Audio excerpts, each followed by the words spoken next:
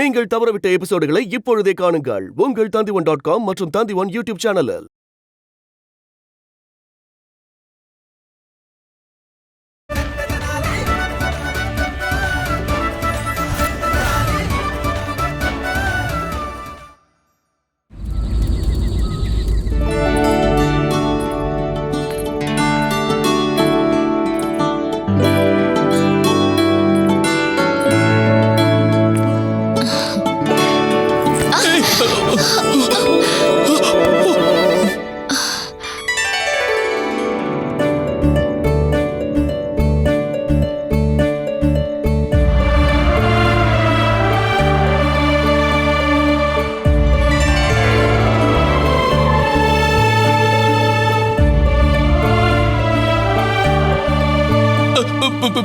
மன்னிச்சிருங்க மன்னிச்சிருங்க, எழுந்துருங்க எழுந்துருங்க. உங்களுக்கு ஒன்றும் ஆகல? இல்ல. நீங்க மகாராஜா பண்டிதர் ராமகிருஷ்ணர் தானே? ஆமா. நீங்க பெரிய புத்திசாலின்னு நான் கேள்விப்பட்டேன். எந்த ஒரு பிரச்சனையா இருந்தாலும் சீக்கிரமாவே தீர்த்து வச்சிருவீங்களாமே. உங்களால அந்த நிலவை பூமிக்கு கொண்டு வர முடியுமா?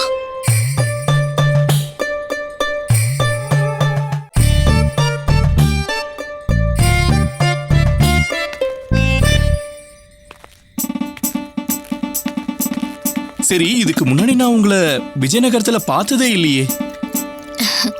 நான் மகாராஜா கிருஷ்ணதேவராயரோட சகோதரியான மகாராணி பானுமதி அம்மாவோட விஜயநகரத்துக்கு வந்திருக்கேன். நான் அவங்களோட மருமக சுகந்தா. அப்படியா? இந்தாங்க, உங்களுக்கு பிடிச்ச நிலவு உங்க கிட்ட வந்துருச்சு. எங்க? கொஞ்சம் அது கிட்ட போய் பாருங்க.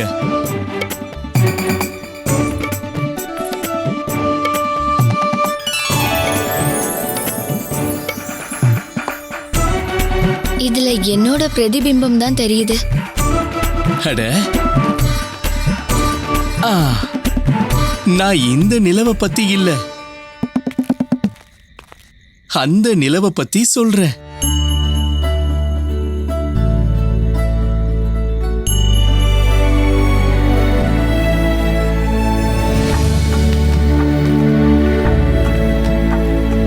நான் இந்த நிலவை பத்தி இல்ல, அந்த நிலவை பத்தி சொல்றேன்.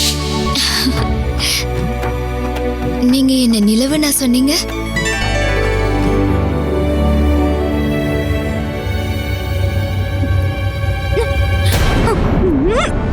நிலவா?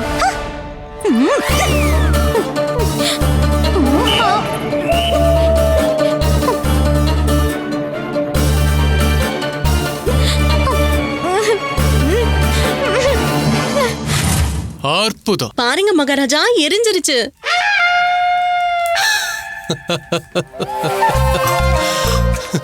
மகாராணி அவர்களே, நீங்க பார்க்க அழகா இருக்கிறதால உங்களுக்கு ஒரு திருஷ்டி போட்டு வைக்கணும்னு எனக்கு தோணுது. ஆனா உங்க முகமே மொத்தமா கருப்பா இருக்கு.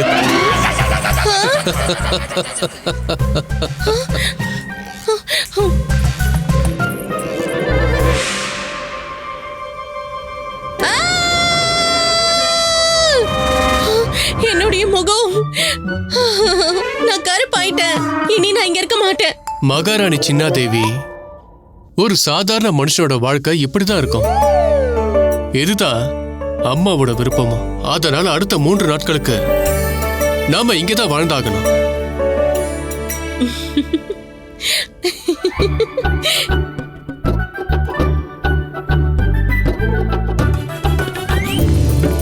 மகாராஜா, இன்னைக்கு உங்களுடைய சகோதரி பானுமதி அக்கா வர இருந்தாங்க இல்லையா? ஆமா, அவங்க ஏற்கனவே அங்க வந்திருப்பாங்களே. நான் உங்களுக்காக ஒரு கடிதமும் கொடுத்துட்டு வந்திருக்கேன். நீங்க அவங்கள பத்தி கவலைப்படாதீங்க. நீங்க எனக்காக சுவையா உணவு மட்டும் தயாரிங்க. எதையாவது சாப்பிட்டாதான் எனக்கு மூளையே வேலை செய்ய ஆரம்பிக்கும். பண்டித ராமகிருஷ்ணர் என்ன விசித்திரமான சிக்கல்ல சிக்க வச்சிட்டாரு. மகாராஜா, நான் என்ன சொல்ல வந்தனா, என்னுடைய கணவரே, இவ்வளவு நாளா நீங்க பண்டிதர் ராமகிருஷ்ணரை ஒவ்வொரு நாளும் ஒரு புது சிக்கல்ல மாட்டி விட்டுட்டு இருந்தீங்க. இன்னைக்கு அவரு உங்களை மாட்டி விட்டுட்டாரு. சரியா சொன்னீங்க.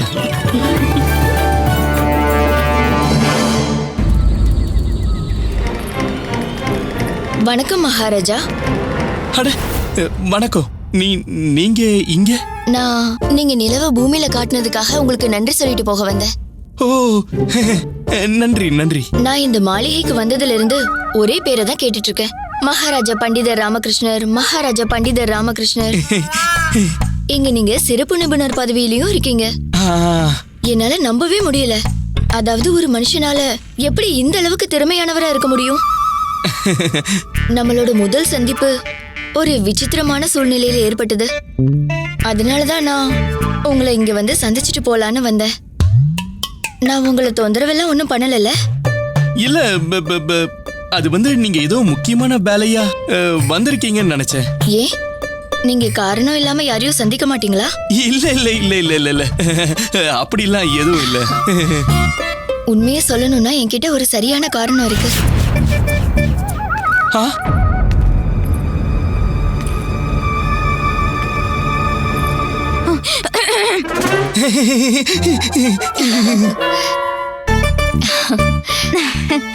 வணக்கம் மகாராஜா. வணக்கம் வணக்கம். வாங்க வந்து சாப்பிடுங்க. உணவு உணவு உணவு. நானும் வரலாமா? உங்களுக்கு இதுல ஆட்சேபனை இல்லைன்னா எனக்கும் ரொம்ப பசியா இருக்கு. இதுல எனக்கு என்ன ஆட்சேபனை இருக்க போகுது? வாங்க வாங்க வாங்க.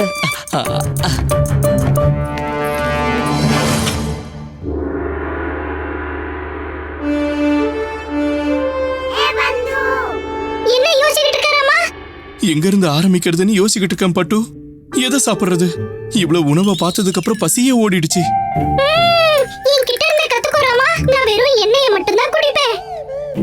அப்படின்னா நானும் இவ்வளவு உணவெல்லாம் விட்டுட்டு உன்ன மாதிரியே என்ன குடிக்கவா? இல்ல, நீயும் ஒரு உணவை தேர்ந்தெடுத்து அதையே சாப்பிடு.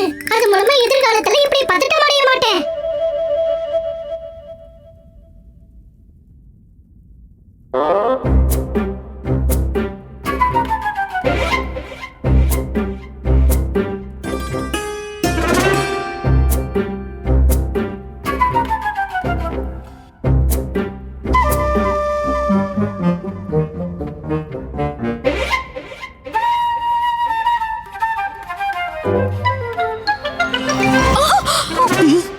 மன்னிச்சிருங்க.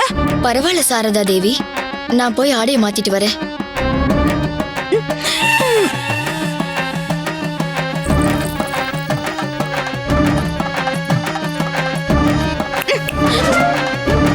என்ன யோசிச்சுட்டு இருக்கீங்க? உணவை சாப்பிடுங்க. இல்லனா சுகந்தா எப்ப திரும்பி வராலோ அப்பதான் சாப்பிடுவீங்களா? இல்ல இல்ல இல்ல இல்ல.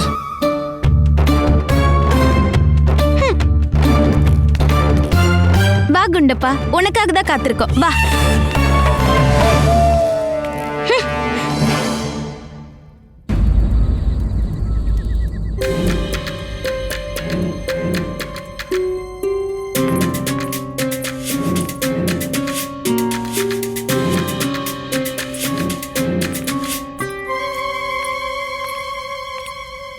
என்னாச்சு மகாராஜா? நீங்க சரியா சாப்பிட கூட இல்ல. உணவு சுவையா இல்லையா? இல்ல சின்னாதேவி, உணவு ரொம்பவே சுவையா இருந்ததா. அந்த செல்வந்தர் சுகந்திம் ராவோட பிரச்சனையதான் பண்டிதர் ராமகிருஷ்ணர் என்னோட தலைமையில தூக்கி வச்சுட்டாரு. அத நினைச்சுதான் நான் குழம்பி போயிருக்கேன். உணவு சுவையா இருந்ததா.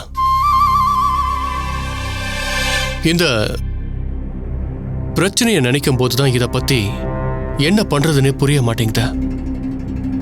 இன்னைக்கு சந்தையும் மூடி இருந்தது. ஏதாவது நல்ல இனிப்பு சாப்பிட்டு இருந்தா தீர்வு கிடைச்சிருக்கலாம். மகாராஜா, நான் உங்களுக்காக அல்வா பண்ணிட்டு வரேன். இல்ல சின்னாதேவி, அதுக்கு எந்த அவசியமும் இல்ல.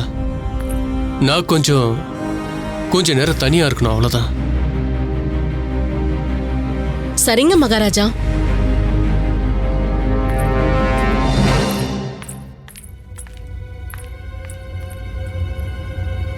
நான் உங்களுக்கு ஒரு சவால் விட வந்திருக்கேன். காற்றை நீங்க உங்களுக்கு சொந்தமாக்கி காட்டுங்க.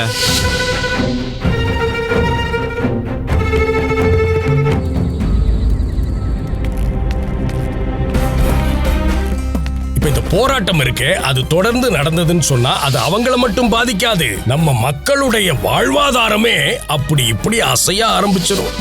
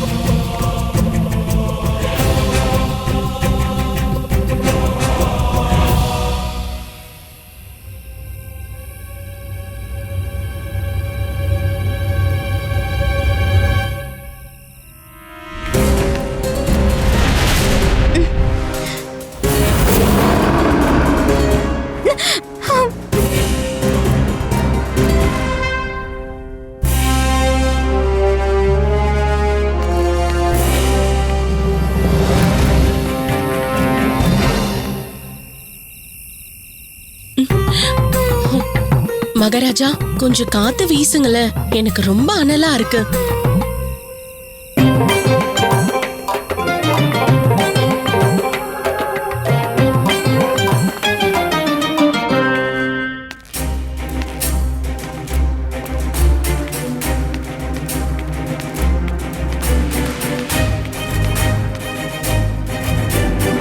இந்த ராஜ மாளிகையில எந்த யோசனையும் தோண மாட்டேங்குது. அந்த மென்மையான படுக்கையிலையும் இவ்வளவு பெரிய ராஜ மாளிகையிலையும் மூளையே வேலை செய்ய மாட்டேங்குது. நான் என் வீட்டுக்கு போய் ஆகணும், அப்பதான் ஏதாவது தீர்வு கிடைக்கும். ஆனா எப்படி போறது?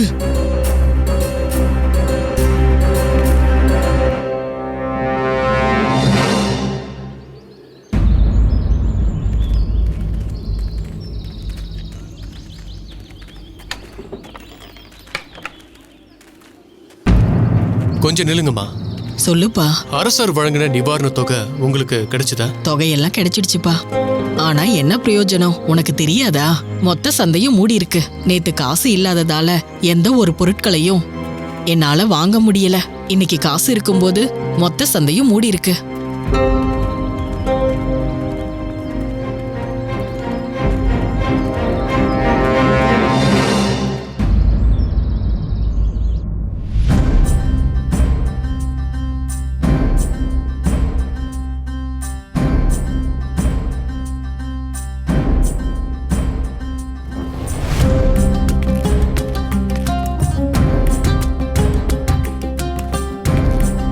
மகாராஜ்,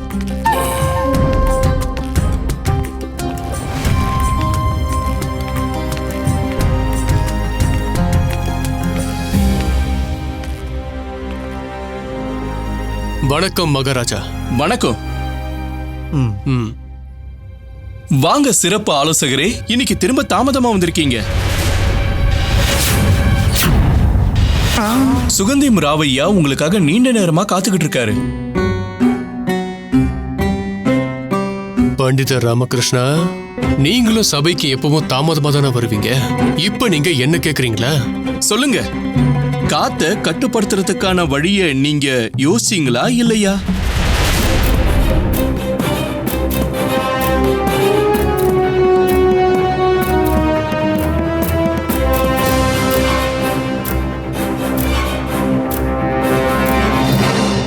விஜயநகர அரசவையை பத்தி நிறையவே கேள்விப்பட்டிருக்கேன். இங்க எல்லாருக்குமே நியாயம் கிடைக்கும். எவ்வளவு கடினமான சவால்களா இருந்தாலும் நொடிகள்ல தீர்க்கப்படுமா. நானே சபைக்கு நேரா போய் இந்த விஷயம் எந்த அளவுக்கு உண்மைன்னு பார்க்க போறேன். நாம அங்க போலாமா? சாப்பிடணுமா?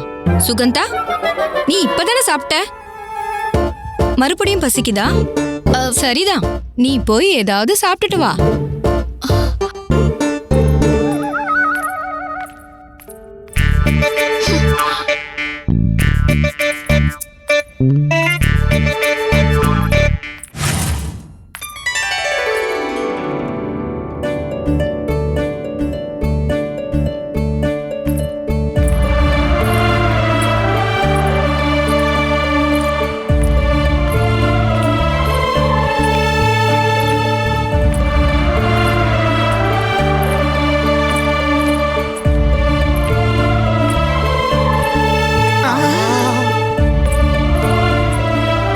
வணக்கம் மகாராஜா.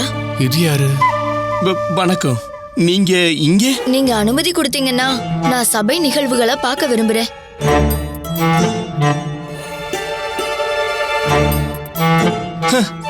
கண்டிப்பா. குருஜி, இந்த பேரழகி யாரு? எனக்கு மட்டும் எப்படா தெரிஞ்சு முட்டாளுங்களா? நான் இவங்கள முன்ன பின்ன கூட பார்த்ததில்ல. குருஜி, உங்க ஞான திருஷ்டியில கண்டுபிடிச்சு சொன்னா என்ன? குழந்தைங்களா? இவங்க சுகந்தா தேவி. இவங்க நம்ம முக்கிய ஆலோசகரான கிருஷ்ணதேவராயருடைய சகோதரி, மதிப்பிற்குரிய பானுமதி தேவி அவர்களுடைய மருமகள். கொஞ்ச நாட்களுக்கு நம்மளுடைய ராஜ்யத்துல விருந்தாளியா இருக்க போறாங்க. வணக்கம். வணக்கம். வாங்க வாங்க உட்காருங்க.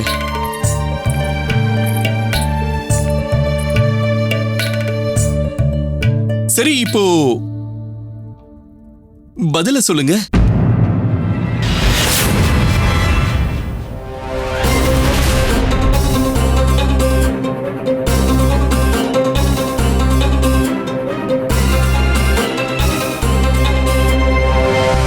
மகாராஜா, விடையில்லாத ஒரு கேள்விக்கு விடை எங்க இருந்து கிடைக்கும்னு கொஞ்சம் யோசிங்களேன். யாரால முடியும்?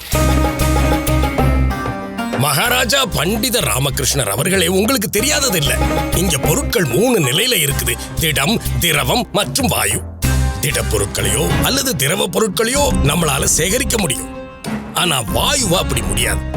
அதனால இப்படி ஒரு அசாத்தியமான கேள்விக்கு சிறப்பு ஆலோசகரால மட்டும் எப்படி விட சொல்ல முடியும்?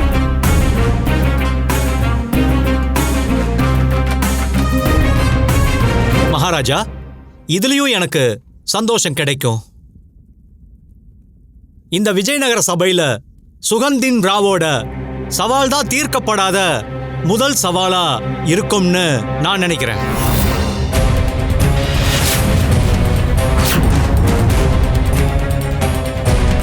இப்ப எனக்கு அனுமதி வழங்குங்க மகாராஜா, நான் வர்றேன்.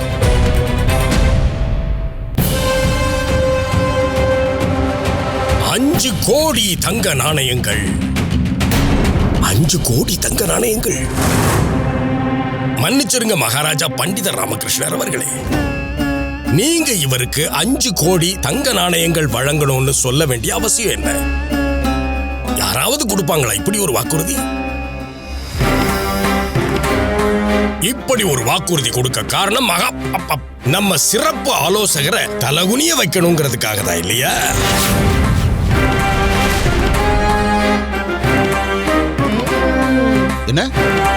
என்ன வாயு நிலையில இருக்கிற ஒரு பொருளை கட்டுப்படுத்த முடியாதுங்கிறது உங்களுக்கே தெரியும்ல. இது மட்டுமில்ல மகாராஜா பண்டித ராமகிருஷ்ணர் அவர்களே, உங்களோட இந்த செயலால அரசவை தலகுனிஞ்சு நிக்குது.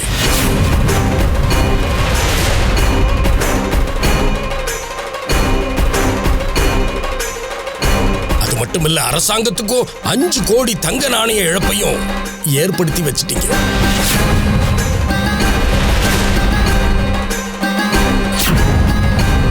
பாருங்க, இந்த 5 கோடி தங்க நாணய இழப்ப அரசாங்கம் தான் திரு சுகந்திம் ராவ் அவர்களுக்கு கொடுத்தாகணும்.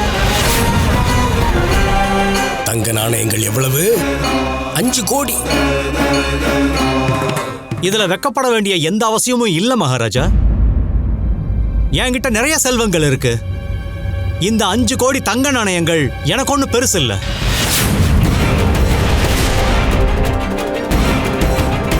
உங்க வாக்குல இருந்து உங்களை விடுவிக்கிறேன். நீங்க எனக்கு 5 கோடி தங்க நாணயங்களை கொடுக்க வேண்டிய அவசியம் இல்ல. என்ன நடக்குது? எல்லாம் திசை மாறி போகுதே. இத சரியான பாதைக்கு கொண்டு வரணுமே நானு. ஆஹா ஆஹா, ரொம்பவும் நன்றி சுகந்தீம் ராவ் ஐயா. உங்களுக்கு எவ்வளவு பெரிய மனசு, அதாவது நீங்க எவ்வளவு பெரியவர். உங்களுக்கு கோடானு கோடி நன்றி.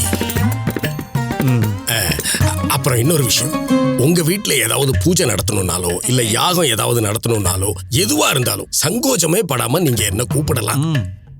ஏன்னா உங்களுக்கு இந்த வேலைகள் செய்யறதுல எனக்கு தான் பெருமை அதிகம். இன்னொரு விஷயம், பெரிய பூஜையோட சேர்த்து சிறிய பூஜை செஞ்சா அதுக்கு தனியா தட்சணை தேவையில்லை. கண்டிப்பா குருவே.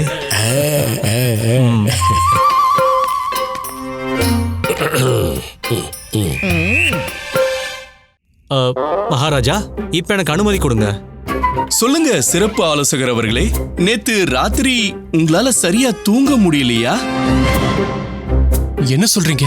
இல்ல, உங்களை பார்க்கும் போது நேத்து ராத்திரி நீங்க சரியாவே தூங்காத மாதிரி இருக்கு. அது நேத்து இரவு நேரத்துல. சரி சுகந்திராவ் ஐயா, நீங்க புறப்படுறதுக்கு அனுமதி வழங்குறேன்.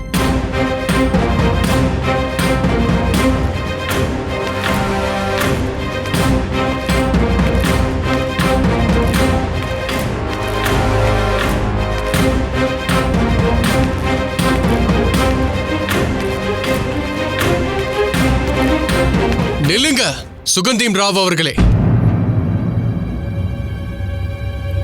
என்கிட்ட உங்க சவாலுக்கான பதில் இருக்கு.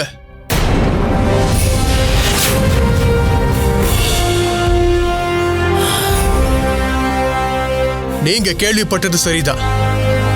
விஜயநகர ராஜ்யத்துல அசாத்தியமான விஷயத்தை கூட சாத்தியமாக்குவோம்.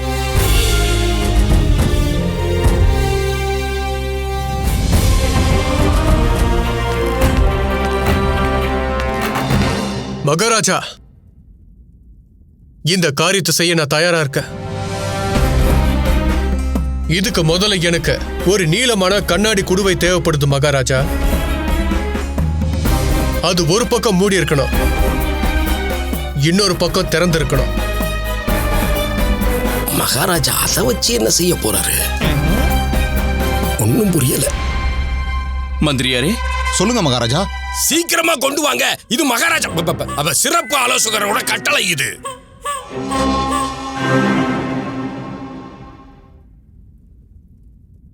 ரொம்ப நன்றி.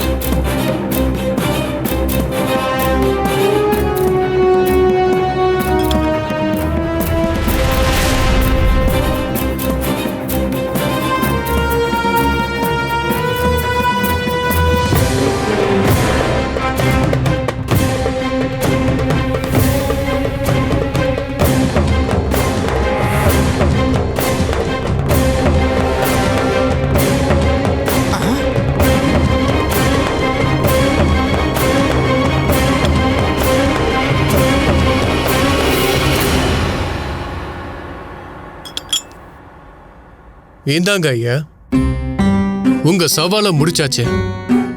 நான் இதுக்குள்ள காத்த அடைச்சு வச்சிருக்கேன்.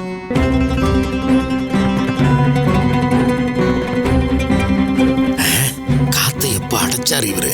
சிறப்பு ஆலோசகரை, நீங்க என்ன கேலி பண்றீங்களா? காற்று இந்த குடுவைக்குள்ள இருக்குதுன்னா அது கண்ணுக்கு தெரியணும்ல. இந்தாங்க.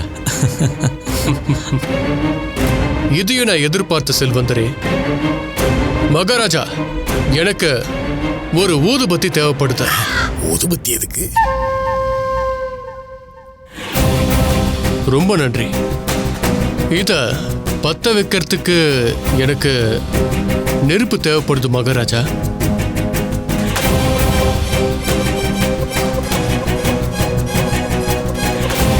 இப்ப நம்ம மகாராஜா பூஜை செஞ்சு நிரூபிக்க போறாரு. ஐயா, புகைங்கிறது காற்றோட பிரதிபலிப்பு தாங்கிறது நீங்க ஏத்துப்பீங்கன்னு நான் நம்புறேன்.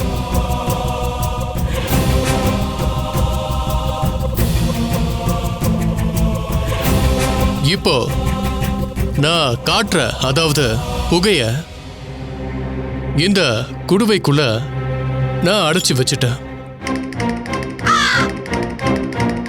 இப்போ உங்களால இந்த புகையை பார்க்க முடியும்னு நான் நம்புறேன். நான் இப்போ இந்த சவாலை முடிச்சிட்டேன் மகாராஜா.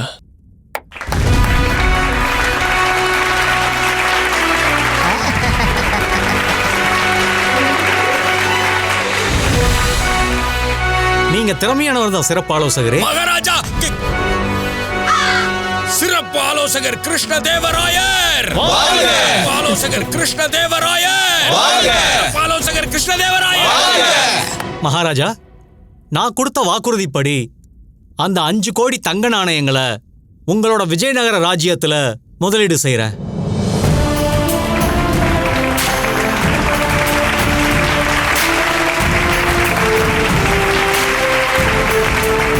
எனக்கு அனுமதி கொடுங்க. நான் வரேன். நன்றி ஐயா. சிறப்பு ஆலோசகர் அவர்களே, தயவு செஞ்சு உங்க இடத்துல அமருங்க. கண்டிப்பா. ரொம்ப நன்றி மகாராஜா.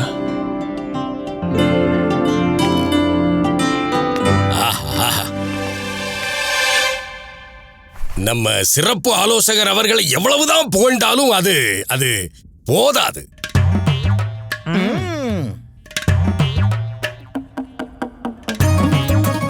நீங்க உங்களோட புத்திசாலித்தனத்தினால இந்த ராஜ்யத்தையே ஒரு பெரிய பிரச்சனையில இருந்து காப்பாத்திருக்கீங்க. வந்த பிரச்சனைய நீங்க தீர்த்து வச்சிட்டீங்க. ஆனா நடந்துகிட்டு இருக்கிற வியாபாரிகள் பிரச்சனைய இனிமே யாரு தீர்க்க போறாங்களோ தெரியல.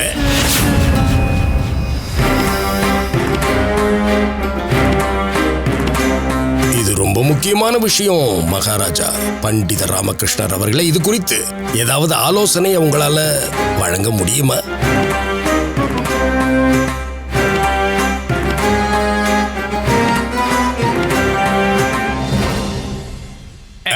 குருஜி பாருங்க.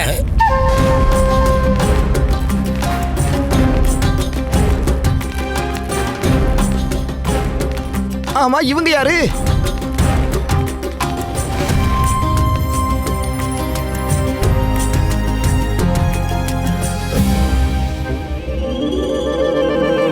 பண்டிதர் ராமகிருஷ்ணரே, மகாராஜா எங்க? நீங்க என்ன சொல்ல இருந்தாலும் அதை இவர்கிட்டயே சொல்லுங்க. பண்டிதர் ராமகிருஷ்ணர் தான் நம்மளோட தற்காலிக அரசர். நீங்க 2 பேரும் சபைக்கு என்ன காரணத்துக்காக வந்திருக்கீங்கன்னு சொல்லுங்க. மகாராஜா, என்னோட பேரு ஆத்மராம் டபுலூரி. மகாராஜா, நான் ஸ்ரீ கஞ்சுப்பள்ளி. மகாராஜா, நான் விஜயநகரத்தோட வியாபார சங்க தலைவர்.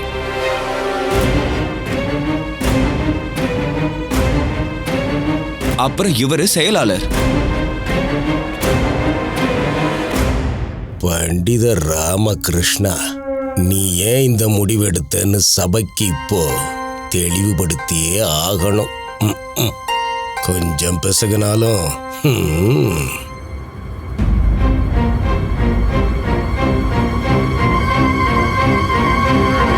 நான் உங்களுக்கு அதை தெளிவுபடுத்துறேன். அது மகாராஜா, உங்களுடைய முடிவுக்காக நான் உங்களுக்கு நன்றி சொல்லிக்கிறேன். என்னது நன்றியா?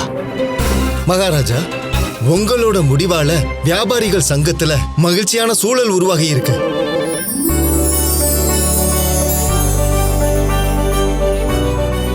மகாராஜா, வியாபாரிகளுக்கும் விவசாயிகளுக்கும் குறைந்த வட்டியில கடன் கொடுக்க முடிவு பண்ணது எல்லா வியாபாரிகளுக்கும் லாபகரமா இருக்க போகுது.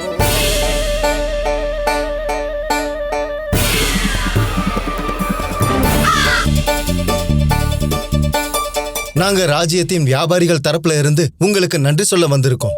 மகாராஜா, அனைத்து வியாபாரிகளும் உங்களோட கட்டளைக்கு இணங்க வரிகளை செலுத்துறதுக்கு தயாரா இருக்காங்க.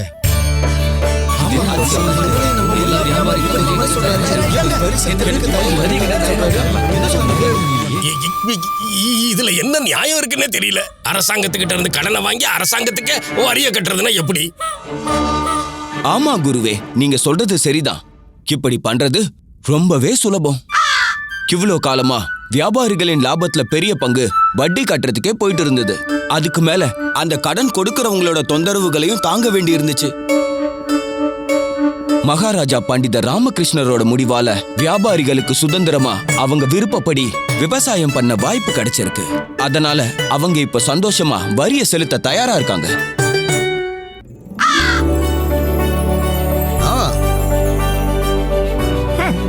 அப்புறம் மகாராஜா, வியாபாரிகள் எல்லாரும் போராட்டத்தையும் நிறுத்திட்டாங்க, சந்தையையும் திறந்தாச்சு. அற்புதம்!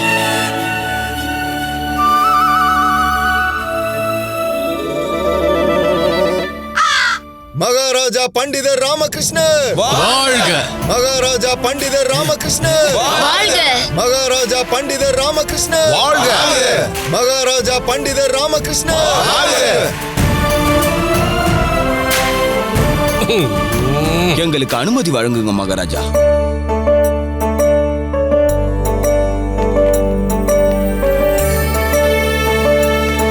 சொல்லுங்க மந்திரியாரே. மகாராஜா, இந்த தற்காலிக அரசருக்கு வேற ஏதாவது வேலை இருக்கா?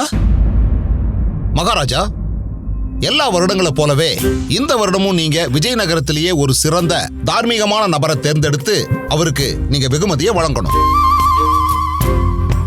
மகாராஜா, இந்த வருடம் தேர்வு ஆணையம் 3 பேரை தேர்ந்தெடுத்து அனுப்பி வச்சிருக்காங்க. இப்ப இவங்கள யாரு சிறந்த தார்மீகமான நபருங்கிறத நீங்க தான் இப்ப முடிவு பண்ணணும் மகாராஜா.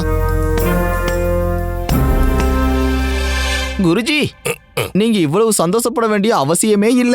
ஏன்னா இந்த வருஷமும் தேர்வாணையம் உங்களுடைய பேரை கண்டிப்பா தேர்வு செஞ்சிருக்கவே மாட்டாங்க. ஆமா, முட்டாள தேர்ந்தெடுப்பாங்களா? உண்மையை சொன்னதுக்கு அடிச்சிட்டானே.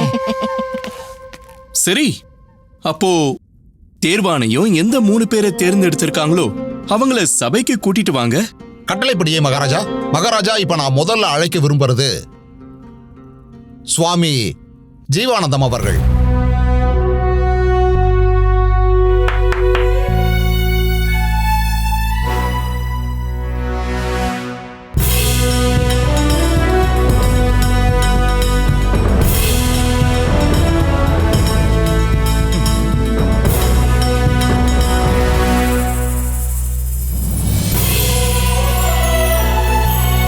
வணக்கம். அப்புறம் 2வது நபர் ஆசிரியர் சரஸ்வதி சந்திரன்.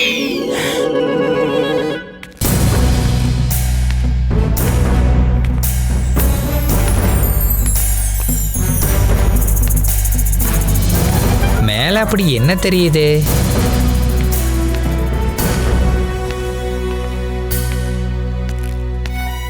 வணக்கம். வணக்கம்.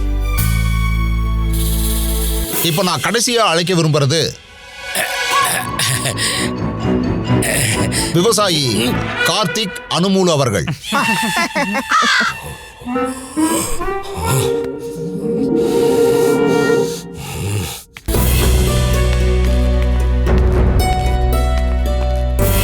ராம் ராம் ராம் ராம் ராம் ராம் ராம் ராம் ராம் ராம் ராம் ராம் ராம்.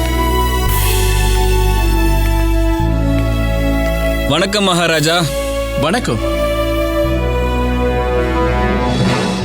மந்திரியாரே. ராஜ்யத்தோட சிறந்த தார்மீக குடிமகன்களை எந்த அடிப்படையில தேர்வாணையம் தேர்வு செய்யறாங்கன்னு கொஞ்சம் சொல்றீங்களா? மகாராஜா, அதாவது விதிகளின்படி பூஜை செய்யறது நான் பண்றேன். வாழ்க்கையில நமக்கு ஏற்படுற ஒவ்வொரு லாப நஷ்டங்களுக்கும் எப்பவும் கடவுள்கிட்ட நன்றி சொல்றது. அது நான் எப்பவும் பண்றது தானே. அப்புறம் கடவுள் மேல எப்பவும் பக்திமயமா இருக்கிறது. ராமா, எனக்கும் தான் முழு பக்தி இருக்கு. இப்படிப்பட்ட அடிப்படையில தான் இந்த 3 பேரும் தேர்ந்தெடுக்கப்பட்டிருக்காங்க. இப்போ நீங்க தான் முடிவெடுக்கணும். அதாவது இந்த 3 நபர்கள்ல நீங்க யாரை தேர்ந்தெடுத்து அவங்களுக்குரிய வெகுமதியை வழங்க போறீங்க மகாராஜா?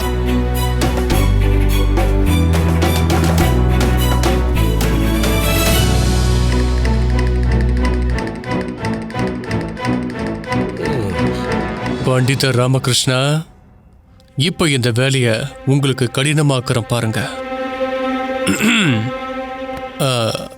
மகாராஜா, என்னதான் நான் இப்போதைக்கு சிறப்பு ஆலோசகர் பதவியில இருந்தாலும் மகாராஜாவா இருந்தப்ப நான் இந்த விஷயத்தை பத்தி ஒரு முடிவெடுத்திருந்தேன். நீங்க அனுமதி கொடுத்தீங்கன்னா அந்த விஷயத்த இப்ப சொல்லலாமா?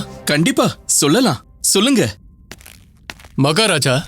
நம்மளோட சபையில இவங்கள மாதிரியே இன்னும் சில நபர்கள் நிச்சயமா இருக்காங்க. ஆனா தேர்வாணையா அவங்களை எதுக்காக தேர்வு செய்யலன்னு என்னால புரிஞ்சிக்கவே முடியல மகாராஜா. உதாரணத்துக்கு மதிப்புக்குரிய மாண்புக்குரிய குரு தத்தாச்சாரியா. குருஜி மிகவும் திறமசாலி, எல்லாருக்கும் தெரியும். சரியா சொன்னீங்கம்மா. சிறப்பு ஆலோசகரே, சரியா சொன்னீங்க. ஆமா குருவே. அதனால மகாராஜா பண்டித ராமகிருஷ்ணரே, தேர்வாணையம் யாரை தேர்ந்தெடுத்திருக்கோ அவங்கள இருந்தோ இல்ல வேற யாரையாவது ஒருத்தரையோ விருப்பப்படி தேர்ந்தெடுங்க. விஜயநகரத்தோட அரசரா இந்த விஜயநகரத்திலேயே சிறந்த தார்மீகமான நபர் யாருன்னு நீங்களே முடிவு பண்ணுங்க. யாரை நீங்க தேர்ந்தெடுப்பீங்க?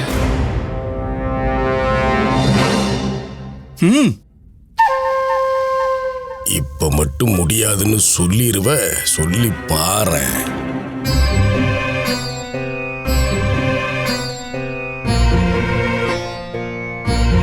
ராமா, மகாராஜா நீ ராஜ தர்மத்தை காப்பாத்தணும்னு கட்டளையிட்டு இருக்காரு. அதனால ராஜ தர்மத்துக்கு எது சரியானதோ அதையே பண்ணு. நான் உங்களுடைய ஆலோசனையை மதிக்கிறேன் கிருஷ்ணதேவராயரே. ஆனா தேர்வாணையம் ஏதாவது யோசிச்சு முடிவு பண்ணி தான் இவங்க 3 பேரையும் தேர்ந்தெடுத்திருப்பாங்க. அதை என்னால புறக்கணிக்க முடியாது. அதனால இப்ப நான் வைக்க போற தேர்வுல யாரு சிறந்த திகழ்றாங்களோ அவங்களுக்கு தான் இந்த மரியாதை கிடைக்க போகுது. தேர்வா? என்ன தேர்வு? என்ன தேர்வுன்னு கேட்க. இதுல இருக்கிறதுலே சிறந்த தார்மீகவாதிகள் யாருன்னு தேர்ந்தெடுக்கிறதுக்கான தேர்வு குருவே. அப்புறம் சிறப்பு ஆலோசகர் அவர்களே, நீங்களும் இந்த தேர்வுல கலந்துக்கணும்.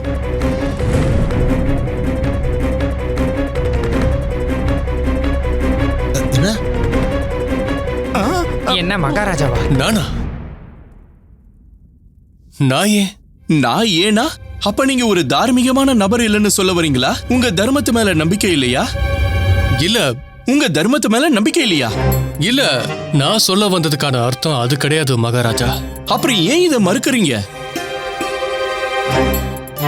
இந்த 3 நபர்களோட சேர்த்து குருவும் மற்றும் நீங்களும் கூட இந்த தேர்வுல கலந்துகிட்டு தான் ஆகணும். பண்டித ராமகிருஷ்ணர் என்னை இதுலயே மாட்டி விட்டுட்டாரு. இப்ப இதான் என் முடிவு. நாளைக்கு நீங்க எல்லாரும் இந்த தேர்வுல கலந்துக்கணும். இந்த தேர்வுல யாரு திகழ்ந்து விளங்குறாங்களோ அவங்க தான் இந்த ராஜ்யத்தின் மிக சிறந்த தார்மீகவாதின்னு அறிவிக்கப்படுவாங்க.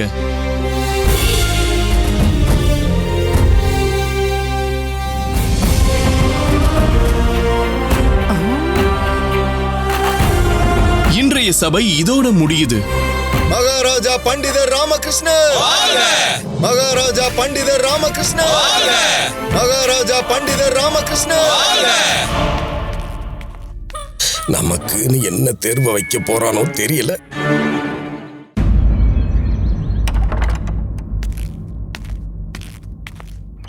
பண்டிதர் ராமகிருஷ்ணர் என்ன நினைச்சிட்டு இருக்காரு? அவர் என்னைய சோதிக்க போறாரா? மகாராஜா, சரியான நேரத்துக்கு தான் வந்திருக்கீங்க. உணவு தயாரா இருக்கு. எனக்கு இப்போ பசிக்கல.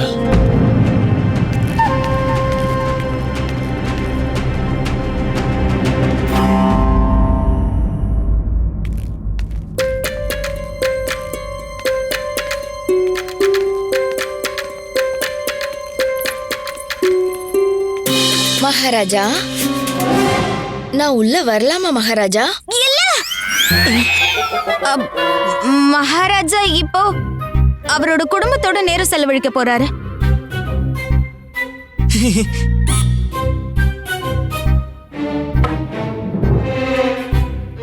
அப்ப சரி.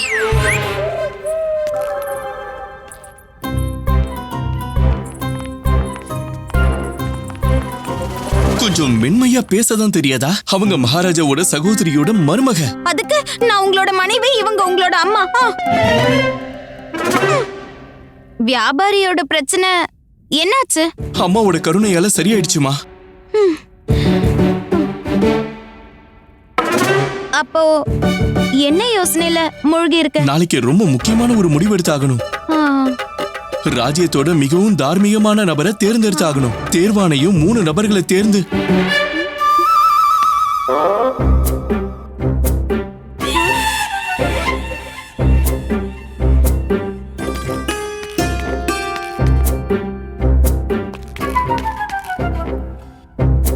என்ன பண்ணிக்கிட்டு இருக்காங்க? அம்மா என்ன சொல்ல வராங்கன்னா இந்த மொத்த ராஜ்யத்திலயும் இவங்கள விட ஒரு தார்மீகமான நபரே இல்ல. நீங்க ஏன் இவங்கள தேர்ந்தெடுக்க கூடாது? என்ன எழுந்துருங்க எழுந்துருங்க. இப்பவாது பூஜை புனஸ்காரத்துல கவனம் செலுத்திருக்கீங்களா என்ன? ஒரு நாளைக்கு 5 முறை கூட கடவுள் பேரை சொல்லியிருக்க மாட்டீங்க. முழு கவனமும் லட்டுல தான் இருக்கு. தார்மீகமானவங்கன்னு சொல்லிட்டு வந்துட்டீங்க. தார்மீகமானவங்க யாருன்னு தேர்ந்தெடுக்கிறது ரொம்ப கடினமானது. ஆனா முடிவு எடுத்துதான் ஆகணும்.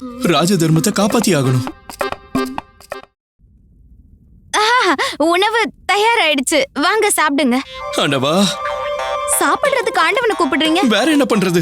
இவ்வளவு உணவுகளை பார்க்கும்போது என் பசியே ஓடி போயிடுது. நீ ஒரு வேலை பண்ணு, ஒரு சின்ன பாத்திரத்துல எனக்கு கொஞ்சமா உணவு கொண்டு வா, போதும். சரி. என்ன பண்றீங்க? ஐயோ, சாப்பிட்டதுக்கு அப்புறமா நல்லா நிம்மதியா தூங்க போறம்மா. மகாராஜாவா இருந்துகிட்டு தரையில தூங்க போறீங்களா? வேற என்ன பண்றது? இந்த மென்மையான படுக்கையில எனக்கு தூக்கம் வர மாட்டேங்குது. மகாராஜா நல்லா தூங்குறது ரொம்ப முக்கியமான விஷயம். கூடவே நாளைக்கு ஒரு முக்கியமான முடிவு வேற எடுக்கணும். அம்மா சாரதா தேவி, நீ உணவை கொண்டு வாயே. சரி, வாங்கம்மா.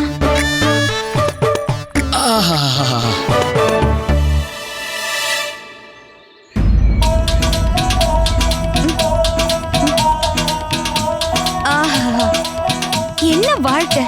காலையில எழுந்துக்கும் போதே இவ்வளவு இனிமையான சங்கீதம். இவர் இப்படியெல்லாம் எந்திரிக்க மாட்டாரு. எல்லாரும் கொஞ்சம் அமைதியா இருங்க. இவரை எப்படி எழுப்பணும்னு எனக்கு நல்லா தெரியும்.